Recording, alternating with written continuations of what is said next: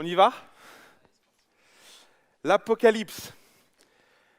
Je vais être très honnête avec vous. euh, le dossier est bien plus lourd que moi. Et j'aurais tendance à dire que je ne suis pas un spécialiste en eschatologie. Alors l'eschatologie, c'est l'étude de la fin. Vous avez plusieurs formes d'eschatologie. Nous ferons de l'eschatologie biblique ce soir. Amen. Et je ne suis pas un spécialiste, mais ça fait plusieurs années déjà que le Seigneur me met à cœur de parler de l'Apocalypse parce que euh, c'est un livre compliqué, on va dire les choses.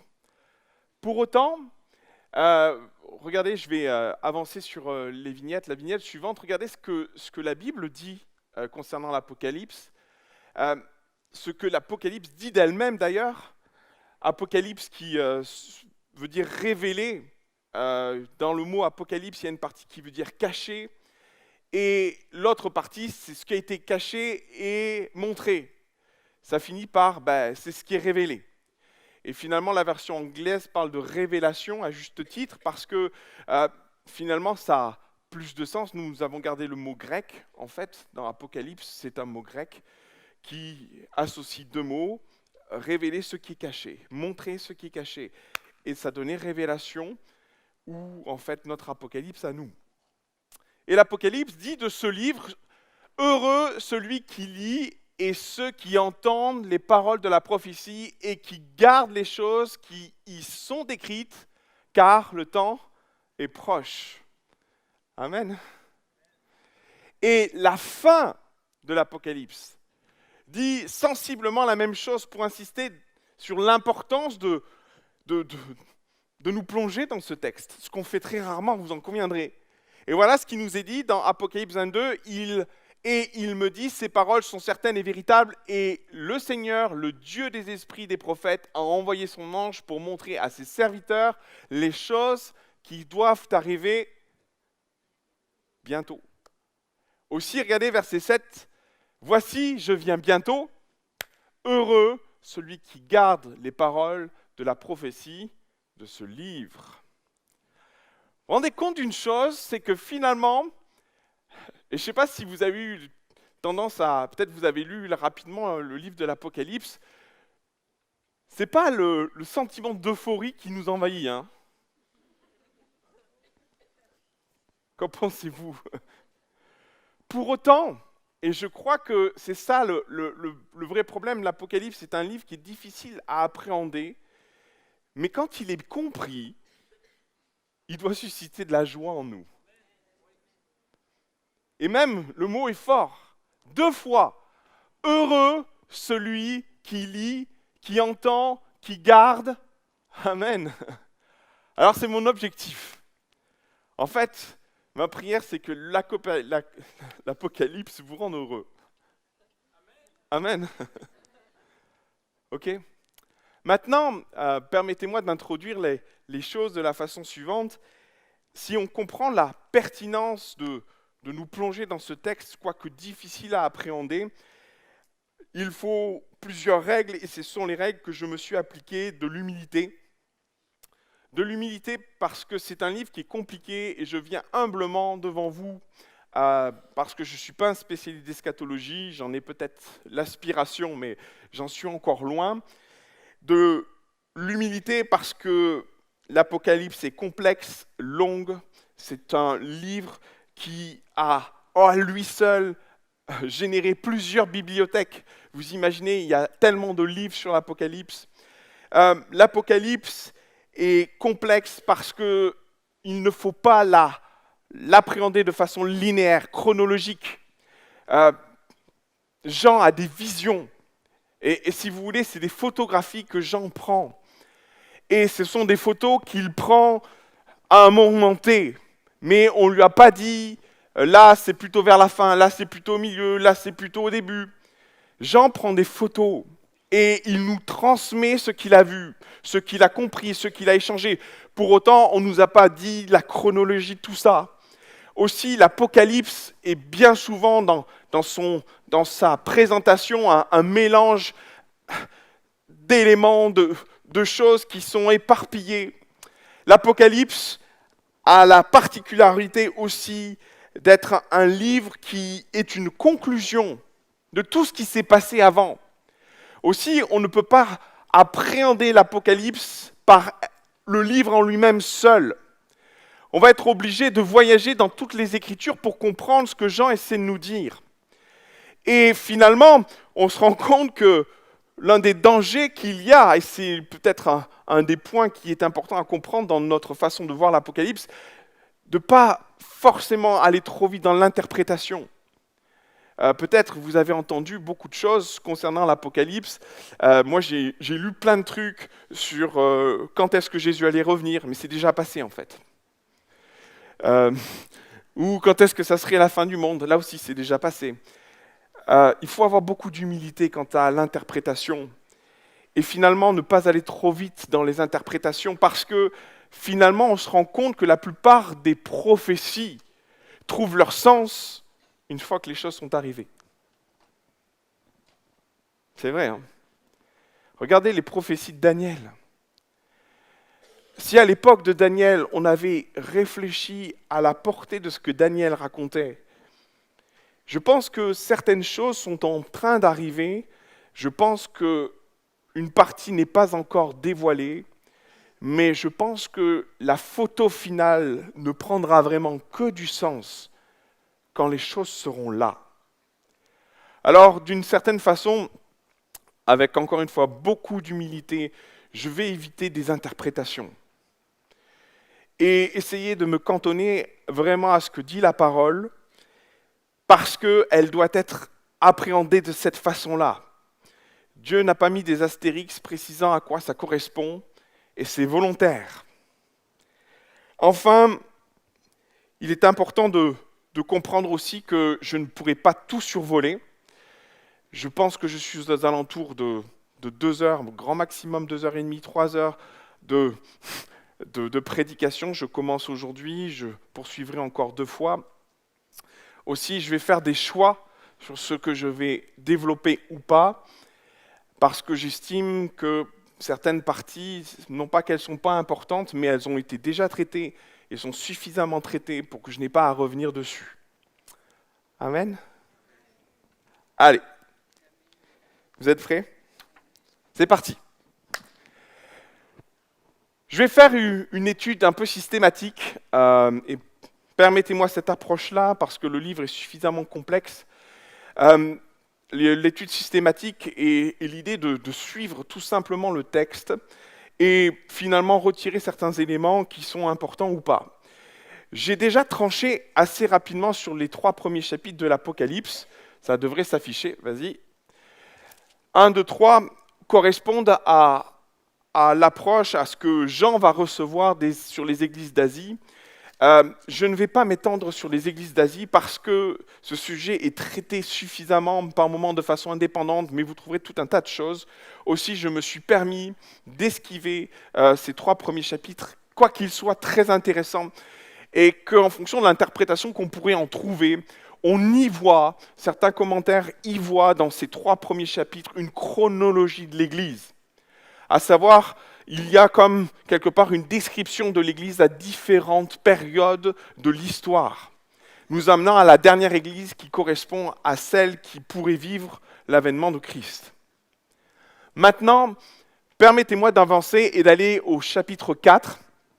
Et le chapitre 4 est l'amorce de quelque chose qui est extrêmement intéressant.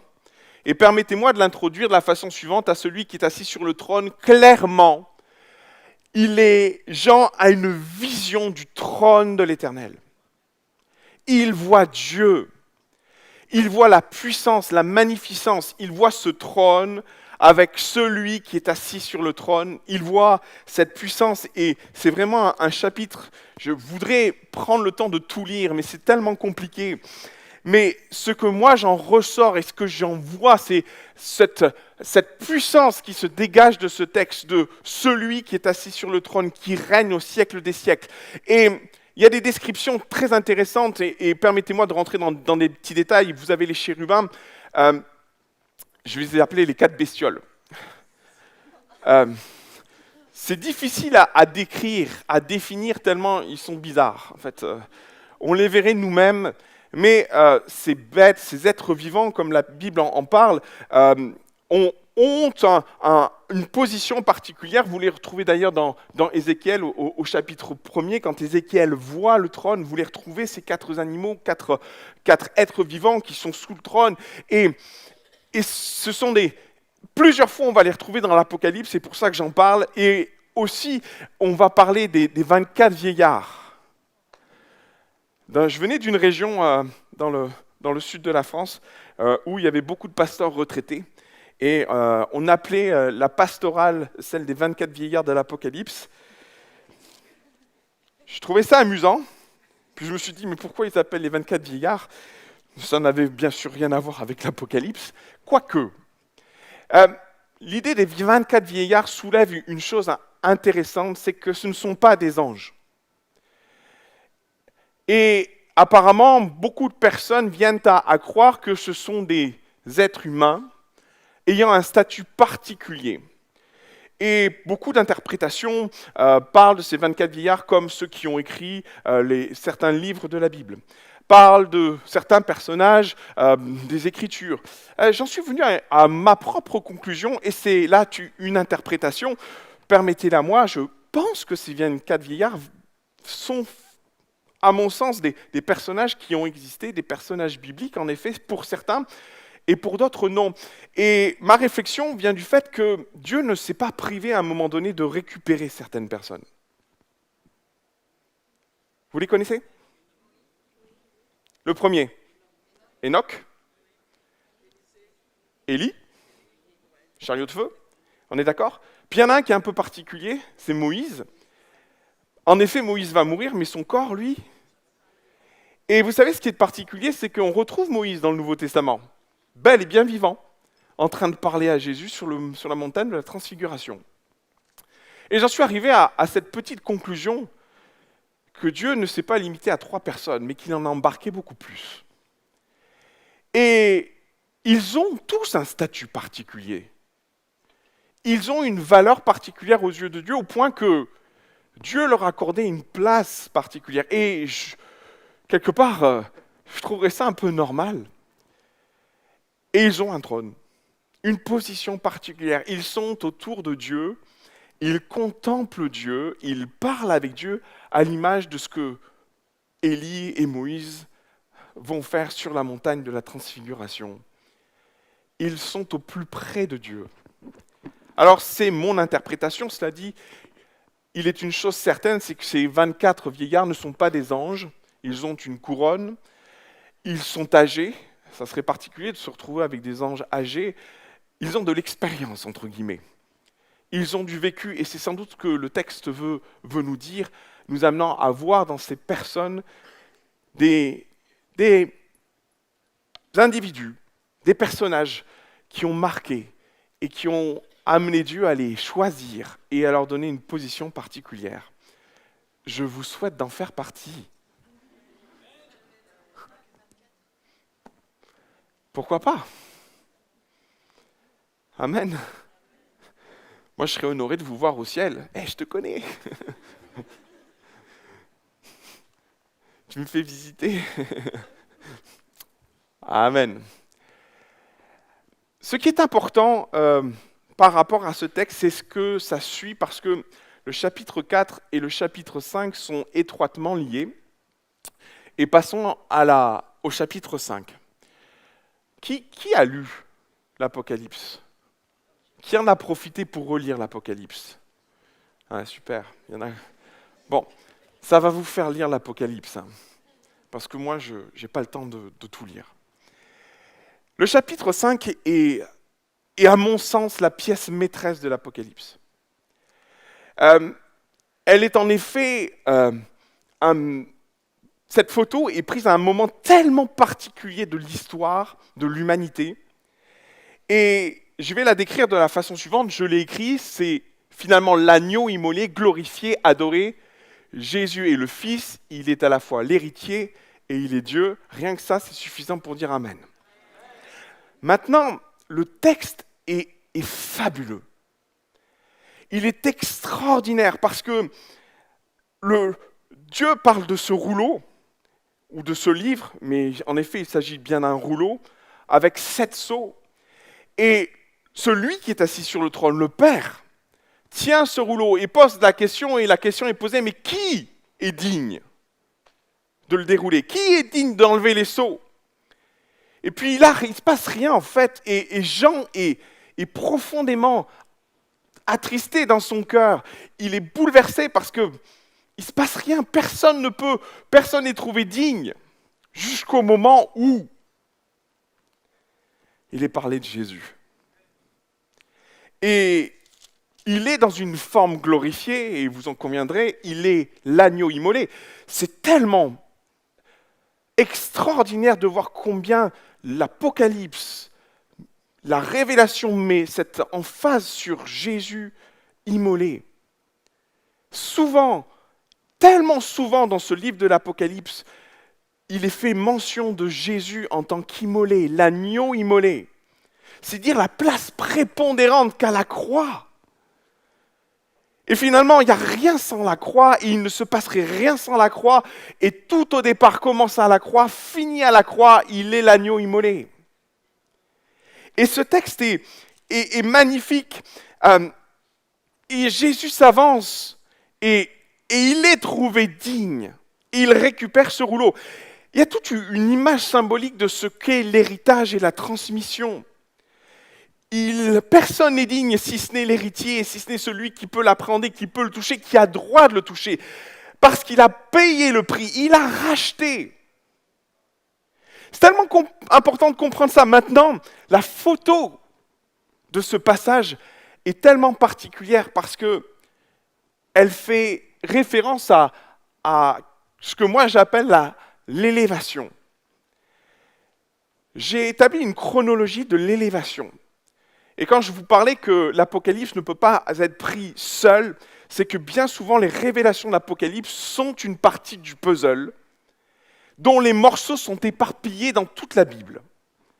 Et je vais vous en faire une démonstration, et cette démonstration elle est tellement importante pour comprendre tout ce qui va se passer derrière. On y va. Actes chapitre 1, verset 9. Après avoir dit cela, et c'est Jésus qui s'adresse à ses disciples, il est sur le point de partir, il fut élevé pendant qu'il le regardait. Et une nuée le déroba à leurs yeux. On prend une photo. On est avec les disciples ici-bas. Jésus est enlevé. Daniel, et on part dans l'Ancien Testament, chez un prophète qui a vu des choses comme personne n'en a vu. Daniel, chapitre 7, verset 13. Je regardais pendant mes visions nocturnes, et voici, vous avez vu la nuée qui emporte Jésus, on la retrouve. La nuée des cieux arriva, et quelqu'un semblable à un fils de l'homme. Vous voyez la continuité là? On part dans l'Ancien Testament, et Daniel voit un morceau de l'image. Et ça se suit, il avance vers l'ancien des jours, et on le fit approcher de lui. Verset 14, on lui donna la domination, la gloire et le règne, et tous les peuples et les nations et les hommes de toute langue le servaient. Sa domination est une domination éternelle qui ne passera point, et son règne ne sera jamais détruit. Ok, on est parti dans Daniel. Maintenant, regardez ce qui se passe dans le livre d'Apocalypse, le chapitre 5, qui est clé dans la compréhension de ce qu'est l'Apocalypse. Il vint. C'est une suite, hein. On parle de Jésus. Et il prit le livre de la main droite de celui qui était assis sur le trône. En fait, ce qui se passe, c'est l'intronisation. Jésus part. Il vient chercher son droit. Il vient chercher ce qui lui appartient de droit. Il est mort sur la croix. Il a le droit de prendre le livre. Il a le droit d'en enlever les sceaux aussi quand il part. Le Père l'attend. Jean voit une photo. Qui va délier les sceaux du livre? Qui va libérer le rouleau? Et on attend. Mais en fait, ce qui est en train de se passer, c'est qu'il y a la crucifixion qui vient de se passer. Et alors que Jésus parle à Marie, rappelez-vous ce texte, il dit « Attends, ne me touche pas, je ne suis pas encore monté, je ne suis pas encore glorifié. » On est dans une phase de latence et moi, mon interprétation, c'est que le livre ou le chapitre 5 se passe quelques jours après son élévation ou quelques instants ou l'instant même de l'élévation de Christ où Jésus part vers le Père et il vient chercher son héritage. Et voici ce qu'il nous est dit, verset 12. Une fois que Jésus récupère ce rouleau, ce livre, voilà ce qu'ils disent, la multitude d'anges qui est là, disait d'une voix forte, l'agneau qui a été immolé est digne de recevoir la puissance, la richesse, la sagesse, la force, l'honneur, la gloire et la louange. Et Amen. Vous savez ce que ce texte amène à dire, c'est que Jésus règne déjà.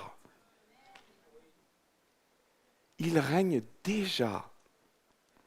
Et récupérant les sceaux, le rouleau, voilà ce qui nous est dit dans Philippiens chapitre 2, verset 9. C'est pourquoi, et Paul parle cette fois-ci au passé. En fait, c'est fait. Il le dit. C'est pourquoi, ainsi Dieu l'a souverainement élevé. Ça tombe bien, on assistait à l'intronisation. Hein, ok ? Il a récupéré le livre. Il est le seul à pouvoir en ouvrir les sceaux. Et lui a donné le nom qui est au-dessus de tout nom. Aussi, on voit les anges l'adorer, le célébrer, afin qu'au nom de Jésus, tout genou fléchisse dans les cieux, sur la terre et sous la terre, et que toute langue confesse que Jésus-Christ est Seigneur à la gloire de Dieu le Père. Amen. Vous voyez comment on doit appréhender l'Apocalypse ? On a reconstitué le puzzle de l'intronisation de Christ. Maintenant, il est une chose importante à comprendre pour la suite, c'est qu'à partir du moment où Christ récupère le rouleau, et c'est ce qui nous est dit au chapitre 6 de l'Apocalypse, que fait Jésus ?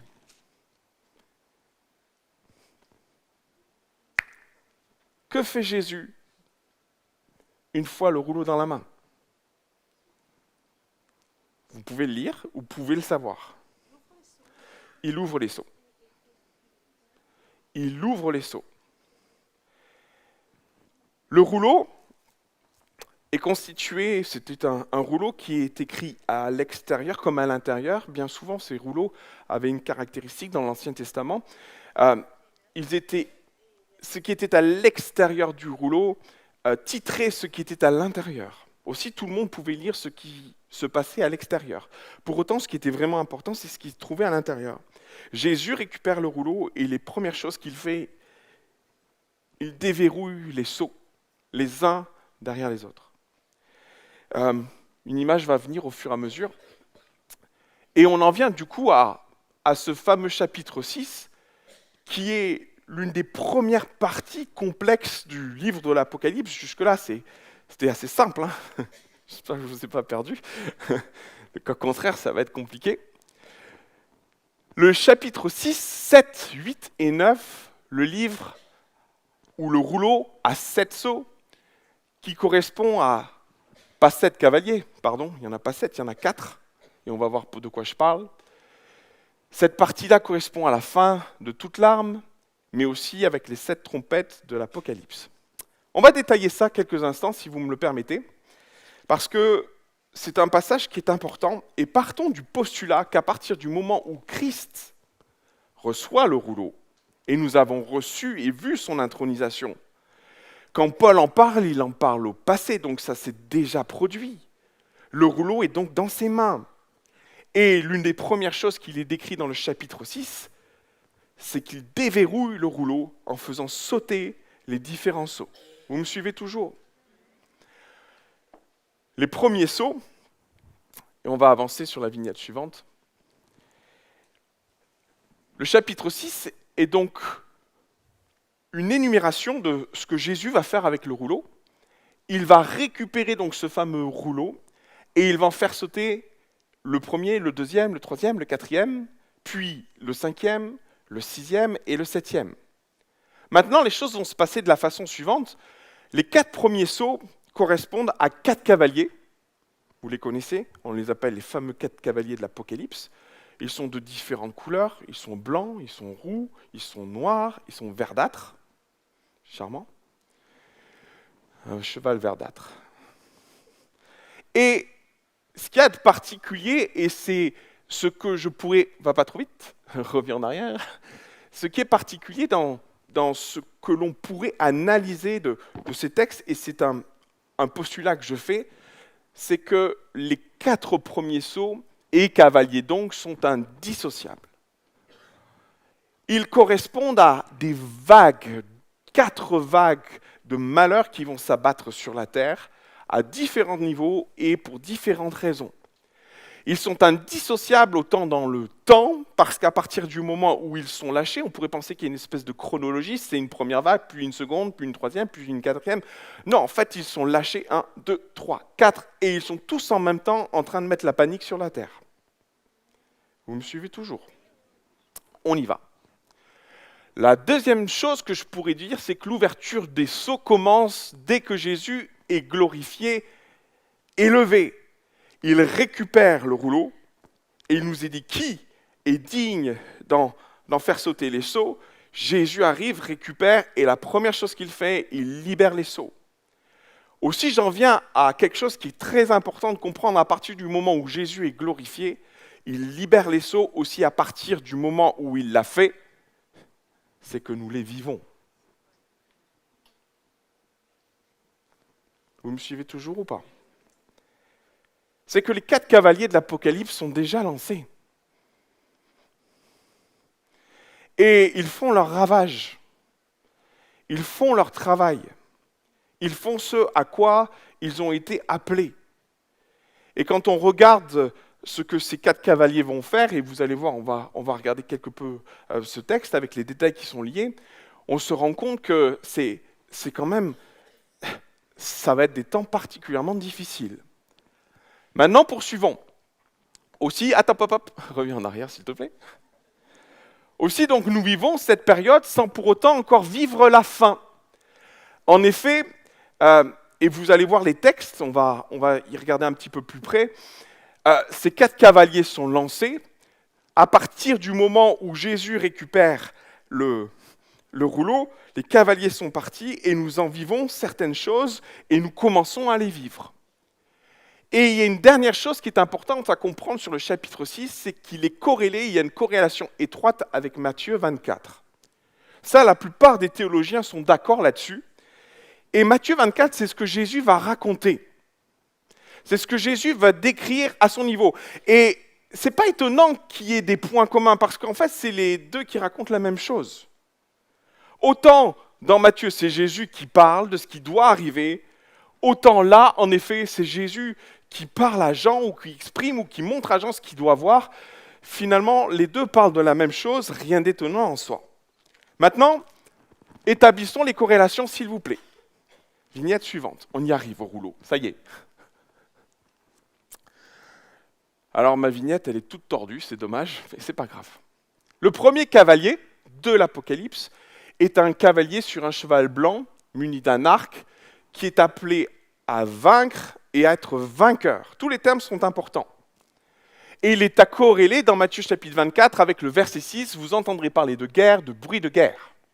En effet, quand on parle d'un cavalier avec un arc, il n'est pas là pour faire un tennis, disons-le. Il est là pour faire la guerre. Et clairement, Jésus, déjà dans Matthieu chapitre 24, en parle. Gardez-vous d'être troublés, c'est ce que nous dit Jésus, car il faut que ces choses arrivent. Mais ce ne sera pas encore la fin. Vous avez le deuxième cavalier qui débarque, le cavalier sur un cheval roux, une épée cette fois-ci. Il est dans le conflit, l'opposition. Verset 7 de Matthieu 24, une nation s'élèvera contre une nation et un royaume contre un royaume. Et en effet, on retrouve l'idée du conflit, des oppositions intestines que la terre doit vivre et finalement vit. C'est difficile de passer à côté d'une actualité qui nous amène à entendre des bruits de guerre, à parler de bruits de guerre, à entendre quelque part ici ou là-bas sur le monde. Et finalement, on commence à vivre les 4 cavaliers de l'Apocalypse, où on est bien avancé dedans. Peu importe en fait, on y est. Jésus a reçu le rouleau, il a libéré les sceaux, et en effet, nous vivons cette période où les 4 cavaliers font les ravages qu'ils font. Vous avez un troisième cavalier qui cette fois-ci est sur un cheval noir. Et la suite du verset 7 dit « Il y aura dans divers lieux des famines ». La balance clairement exporte ou parle, expose le fait que la farine va devenir excessivement chère. Alors finalement, on va pouvoir boire du vin, c'est ce que dit le texte, et de l'huile, je crois. Mais manger, ça va devenir compliqué. Et finalement, qu'on le veuille ou non, la famine, et c'est fou d'arriver à l'époque que nous vivons et entendre encore que des peuples meurent de faim. Mais c'est vrai. Et on se rend compte que, oui, les 4 cavaliers sont en marche. D'une façon ou d'une autre, ils œuvrent. Et certes, c'est dans des pays, c'est quelque part. Vous avez donc le 4e cavalier qui lui vient sur un cheval qui est pâle, voire vert, qui représente la mort.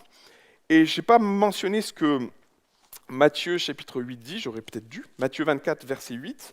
Voilà ce qu'il nous y dit. Verset 7, pardon. Une nation s'élèvera contre une autre nation, un royaume contre un autre. Il y aura donc des famines en divers lieux et des tremblements de terre. Et si vous lisez la correspondance de ce que le cavalier pâle va avoir, il va avoir autorité sur la terre pour tuer les hommes. Aussi, on en vient à l'idée des tremblements de terre. Et vous trouvez une corrélation assez étroite et assez intéressante entre ce que Jésus raconte dans l'Apocalypse et ce que Jésus raconte dans le livre de Matthieu, chapitre 24, à compter du verset 6. Maintenant, les choses avancent. Et si finalement les 4 cavaliers sont passés, correspondant aux 4 premiers sauts, les sauts suivants se poursuivent. Et la corrélation se poursuit elle aussi. Quand le 5e saut saute, il fait référence à tous les martyrs, à tous ceux qui ont souffert et qui se lamentent et qui pleurent et qui appellent à la vengeance. Quand vengeras-tu? Quand cela cessera? Et la corrélation est édifiante parce que quand nous lisons la suite de Matthieu, et en particulier, je l'ai mis, Matthieu chapitre 24, verset 8, verset 9, permettez-moi de vous la lire. Tout cela ne sera que le commencement des douleurs. Alors on vous livrera au tourment et on vous fera mourir et vous serez haïs de toutes les nations à cause de mon nom. Heureux celui qui lit. Verset 10. Alors aussi plusieurs succomberont, ils se trahiront, ils se haïront les uns les autres. Plusieurs faux prophètes s'élèveront et ils séduiront beaucoup de gens. Et parce que l'iniquité sera accrue, la charité, l'amour du plus grand nombre se refroidira, mais celui qui persévérera jusqu'à la fin sera sauvé. Amen. Cette bonne nouvelle du royaume sera prêchée dans tout le monde entier pour servir de témoignage à toutes les nations. Alors viendra la... OK. On va revenir sur mon tableau de corrélation.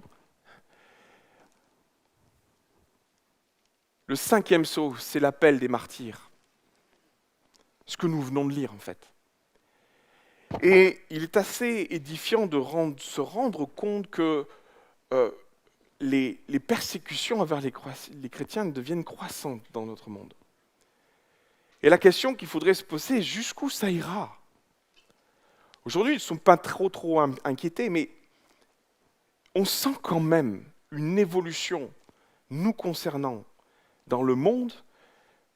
On n'en sent pas forcément aujourd'hui les répercussions aujourd'hui ici. Mais quand on lit ce que Jésus nous dit, quand on lit ce que l'Apocalypse au chapitre 6 nous dit concernant le 5e sceau, et je vous invite à lire le 5e sceau, il est marquant, tant les cris des martyrs. C'est très rare que les martyrs parlent de vengeance. Ils parlent de vengeance. Quand vengeras-tu de ce qu'on nous a fait ou de ce qu'on nous fait? Et Jésus va dire une chose intéressante. Attendez. Tous ceux qui sont choisis ne sont pas encore rentrés. Et le mot que Jésus emploie est un mot édifiant, intéressant. Je vais me permettre de vous le lire, si vous voulez bien. J'aurais dû le marquer. Ça va aller très vite. Le 5e sceau. Quand il ouvrit le 5e sceau, je vis sous l'autel les âmes de ceux qui avaient été immolés à cause de la parole de Dieu et à cause du témoignage qu'ils avaient rendu. Aussi, vous voyez la corrélation de ce qui se passe, de ce que Jésus raconte dans Matthieu chapitre 24. Vous me suivez toujours? C'est bon? On y va. Ils crièrent d'une voix forte en disant « Jusqu'à quand, Maître saint et véritable, tarderas-tu à juger et à tirer vengeance de notre sang sur les habitants de la terre ?» Une robe blanche, en effet, leur furent données à chacun, et il leur fut dit de se tenir en repos quelque temps encore, jusqu'à ce que fût complet le nombre de leurs compagnons de service et de leurs frères qui vont être mis à mort comme eux. Ok. Il semble quand même que l'époque que nous vivons va tourner au vinaigre. Et quelque part, c'est en ça que peut-être l'Apocalypse est peut-être un peu violent de prime abord, mais elle est censée nous préparer à ça en fait. Et si par moment on prêche et on peut venir à prêcher un évangile où tout va bien, il est important de comprendre que l'Apocalypse a pour but aussi de nous mettre en face d'une réalité, c'est que nous sommes appelés à être persécutés quand même. Et le texte en parle, Jésus en parle. Et cela correspond à ce 5e sceau, lourd de sens. Lourd parce qu'il nous met en face de cette réalité. Maintenant, poursuivons, il va y avoir en effet des tremblements de terre. C'est le 6e sceau. Le soleil va s'obscurcir, la lune aussi, va rougir, les étoiles vont tomber. Et finalement, lorsque vous lisez Matthieu, Jésus en parle. Et c'est tellement proche les uns des autres, cette corrélation devient de plus en plus frappante. Et finalement, le 7e sceau, c'est un grand silence qui va donner lieu et place aux 7 trompettes qui sont le jugement de Dieu pour l'humanité. Ok ? On a vu très rapidement les 7 sceaux, mais permettez-moi maintenant de rentrer dans certaines explications pour comprendre ce qui se passe en avant. Les éléments remarquables sur les 5 premiers sceaux. En effet, il est fait question d'un cavalier blanc qui est appelé à vaincre et être vainqueur avec son arc. Nous avons donc 4 cavaliers, dont le premier est un cavalier sur un cheval blanc qui est appelé à vaincre, à être vainqueur, armé d'un arc. Il est intéressant de comprendre que ce cavalier blanc a souvent interpellé les théologiens sur l'interprétation à donner à ce qu'il est. Certains théologiens sont en pleine contradiction parce qu'ils pensent et croient voir, ou pensent voir, et à juste titre, en ce cheval blanc, Jésus. En effet, un cheval blanc qui est appelé à vaincre et à être vainqueur, en effet, le blanc, c'est la pureté, et finalement, on pourrait assez rapidement arriver à la conclusion que l'Apocalypse fait référence à Jésus. Sauf que, et c'est ça qui est très important de comprendre, sauf que ce cavalier blanc fait partie d'un groupe de destructeurs que Jésus lui-même libère. Alors difficile, Jésus a le don d'ubiquité, mais il y aurait quelque chose d'assez contradictoire à voir Jésus à la fois en train d'ouvrir un seau et d'être sur un cheval en train de dévaster la terre. C'est pas l'idée. Et finalement, on en vient à une conclusion que la plupart des théologiens soutiennent, c'est que ce cheval blanc, c'est le diable. Et en particulier l'Antichrist, pour ceux qui le voient arriver ou le comprennent de cette façon-là, il est appelé à vaincre, à être vainqueur, et il est armé d'un arc, et il a toute l'approche de séduction que Matthieu décrit. On l'a lu ensemble. Beaucoup se détourneront de la foi, abandonneront la foi. On parle d'apostasie. On parle de séduction. On parle de celui qui un jour va rentrer dans le temple, comme Daniel en parle, et qui va faire des abominations dans le temple avec la bénédiction d'Israël. Et on se rend compte que ce premier cavalier, c'est pour ça qu'on ne peut pas le dissocier des autres, ni dans la temporalité, ni dans le fait d'être... Ils combattent ensemble, suivent un objectif, et cet objectif est le suivant, persécuter l'Église. Et on avance, en effet, sur ces 4 cavaliers, et cette période, c'est une période qui sera difficile pour le monde. En effet, il est fait question de faim, de guerre, de maladie. J'aurais pu tout mettre avec des S. C'est une période qui sera difficile aussi pour l'Église, parce qu'elle sera donc persécutée, elle sera séduite, et beaucoup perdront la foi. Ouais. Et enfin, il s'agit aussi d'une période où, malgré tout, l'Évangile sera propagé. Et c'est ce que Matthieu nous dit. Vous voulez bien qu'on reprenne le texte, peut-être à la lumière de ce que j'ai écrit ? Matthieu 28. Si tu vas plus vite que moi. 24, pardon. Matthieu 24. Voilà ce qu'il nous dit. Alors, aussi plusieurs succomberont, et ils se trahiront, ils se haïront les uns les autres. Plusieurs faux prophètes. Vous voyez le cheval blanc là ? On croit tous arriver, voir Jésus arriver. Non, non, non, non. C'est le destructeur qui arrive. Et il dit, parce que l'iniquité sera accrue, la charité, l'amour du plus grand nombre se refroidira, l'apostasie. C'est-à-dire qu'à un moment donné, l'apostasie, c'est croire en quelque chose et puis finalement abandonner ça. Et finalement, c'est l'amour du plus grand nombre qui disparaît. Et on se retrouve avec une église qui ne croit plus en Dieu. Mais voilà ce qui nous est dit, mais celui qui persévérera jusqu'à la fin sera sauvé.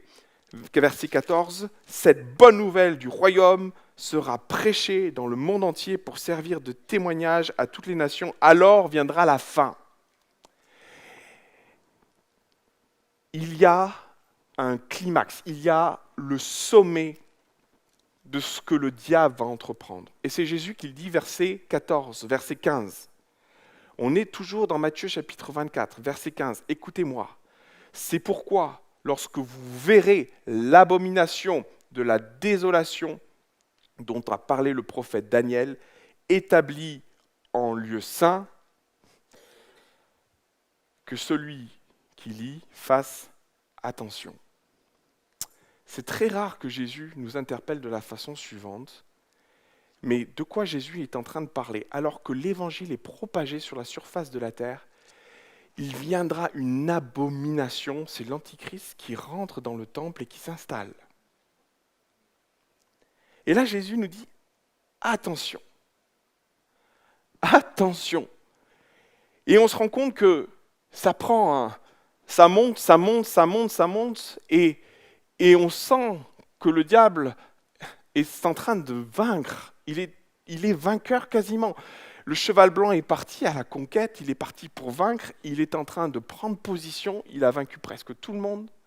L'Église est en souffrance, à un tel point que, lisez la suite de ce que Matthieu va dire, alors que ceux qui seront en Judée fuient dans les montagnes, que celui qui sera sur le toit ne descendra point pour prendre ce qui est dans sa maison, et celui qui sera dans les champs ne retournera point en arrière pour prendre son manteau. Malheur aux femmes qui seront enceintes et à celles qui allaiteront en ces jours-là, priez pour que votre fuite n'arrive pas en hiver ni un jour de sabbat, car alors la détresse sera si grande qu'il n'y en a point eu de pareil depuis le commencement du monde jusqu'à présent, et qu'il n'y en aura jamais. Verset 22. Et si ces jours n'étaient abrégés, personne ne serait sauvé. Mais à cause des élus, ces jours seront abrégés. Ouf.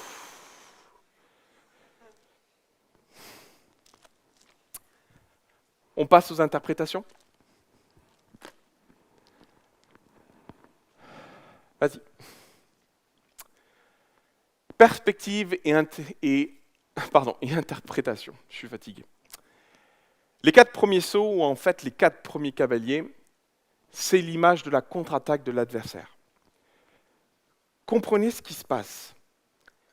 Jésus vient de remporter la plus belle victoire sur la croix.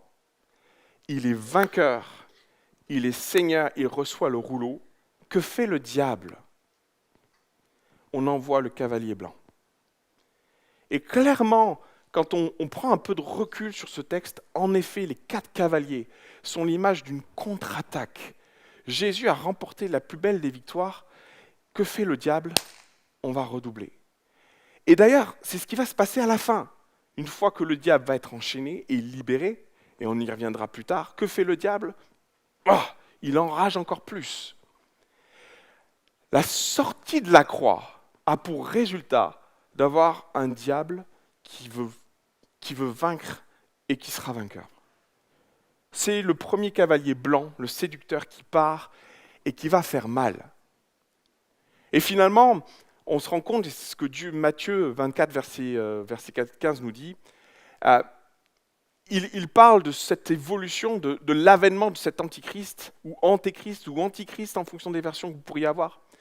Et je vous ai mis le texte de Daniel, chapitre 9, verset 27, où il est fait référence à cet homme, à ce dévastateur qui commettra des choses les plus abominables.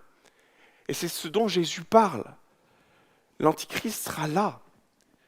Maintenant, et c'est ça qui est beau, le 5e sceau est un appel à la fin de cette contre-attaque.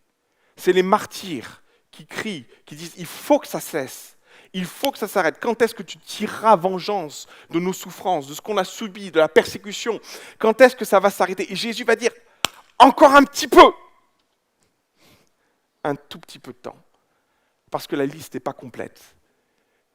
Et l'Antichrist va continuer à faire son travail, parce qu'il va nous viser, c'est son job. Il va nous attaquer, il veut nous détourner, il veut que nous vivions l'apostasie, il veut que nous nous relâchions. Verset 24 de Matthieu 22, et si ces jours n'étaient pas abrégés, personne ne serait sauvé, mais à cause des élus, ces jours seront abrégés. Vous savez, les martyrs qui prient et qui crient, Dieu va les entendre. Et l'Éternel va tirer vengeance d'eux. Et finalement, on se rend compte qu'il y a très très peu de temps entre le moment, le 5e sceau, et le cri des martyrs, c'est la même chose. Et il y a très très peu de temps. C'est tellement important ce que je suis en train de vous dire pour la suite. Parce qu'en fait, beaucoup pensent que l'enlèvement de l'Église est par là. Nul ne sait le jour ni l'heure de l'avènement de Jésus pour enlever l'Église.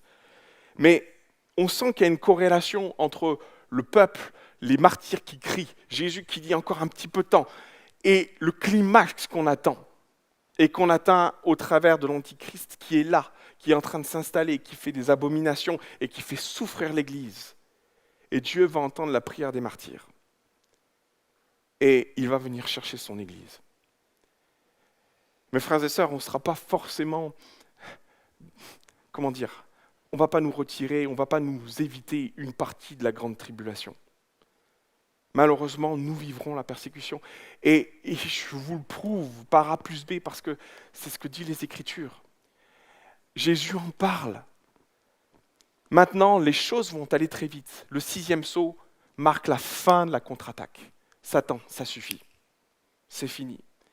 Et ça va se manifester par des signes, mais certains pensent, que finalement l'avènement de l'Église est entre le 5e et le 6e sceau.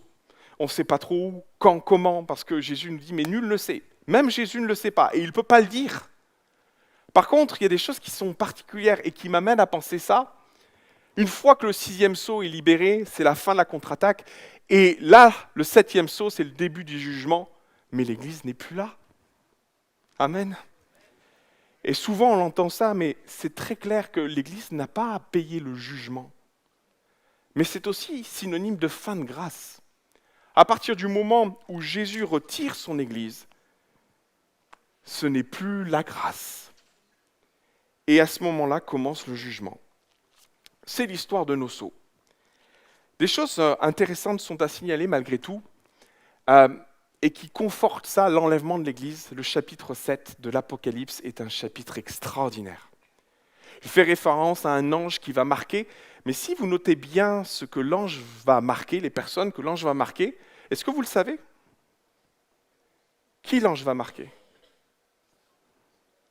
Oui, il y a un certain nombre, mais de quoi?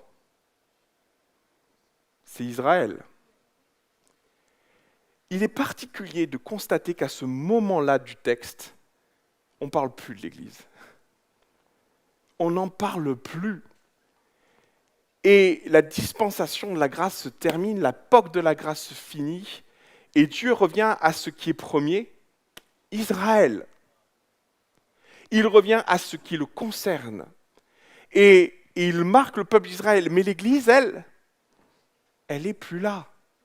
Et vous savez, c'est tellement beau parce que autant il n'y a pas toujours une linéarité, une chronologie, autant là, on pourrait se poser la question, mais pourquoi tu marques le peuple d'Israël et pas les chrétiens?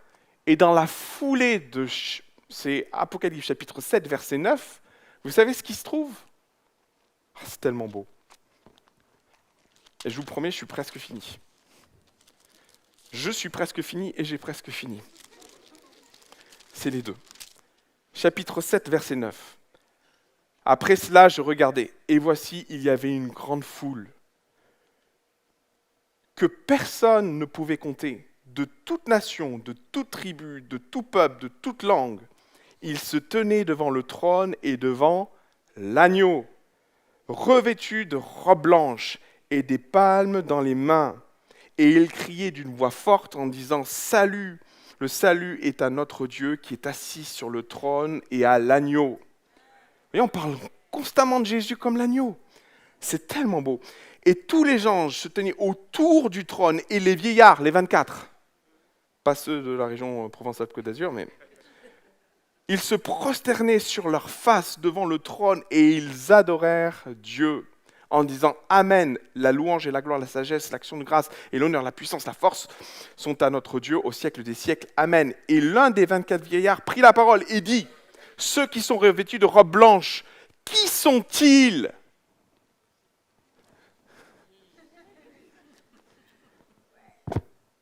Et d'où sont-ils venus?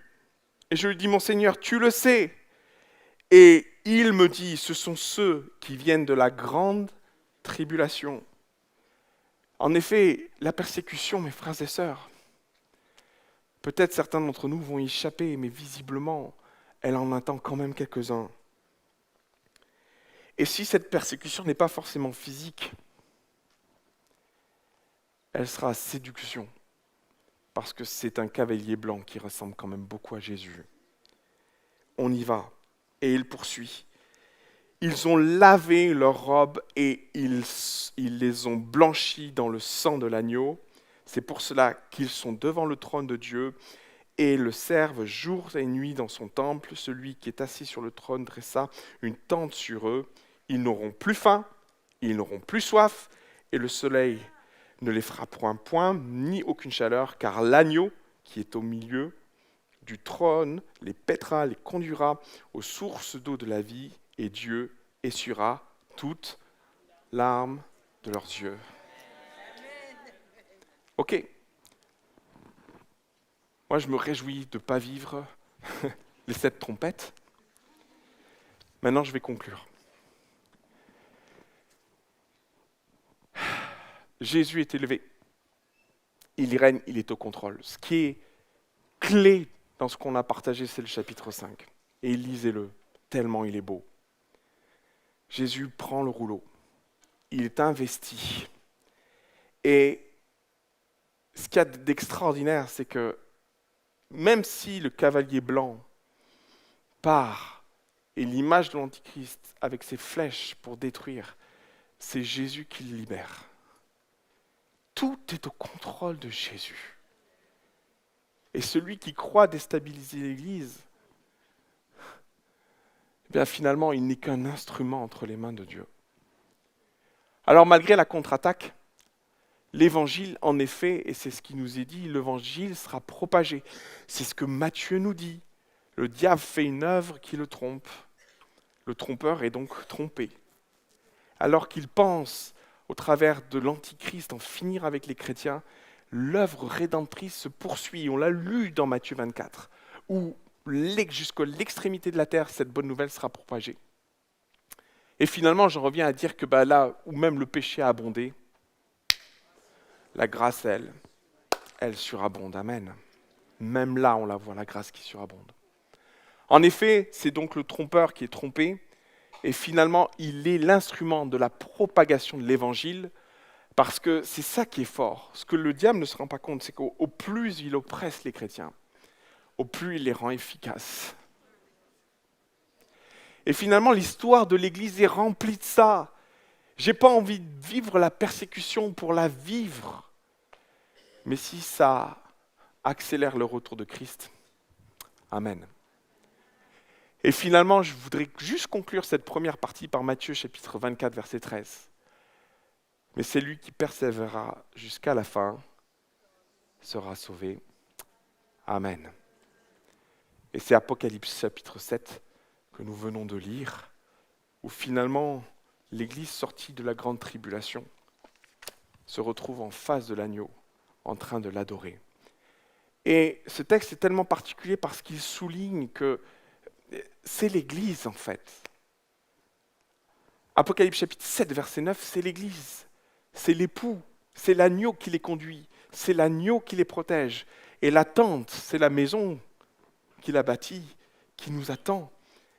Et je rends grâce à Dieu de ce que Dieu nous prolonge dans ce texte et nous amène à voir toute la souveraineté, la magnificence de Dieu et de Jésus, l'agneau immolé. Et si vous avez l'occasion ce soir, relisez Apocalypse chapitre 5.